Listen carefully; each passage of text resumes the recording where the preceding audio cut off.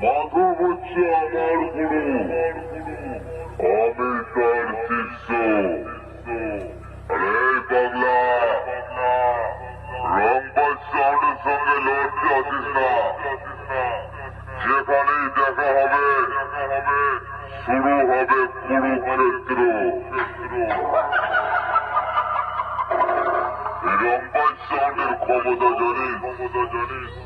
আমি যখন রাস্তায় পয়সা নিয়ে বেরোই, জনসভা নিয়ে বার হই, গিরিঙ্গে গলসি পূর্ব বর্ধমানের রংবাজ সাউন্ড বলছি রে।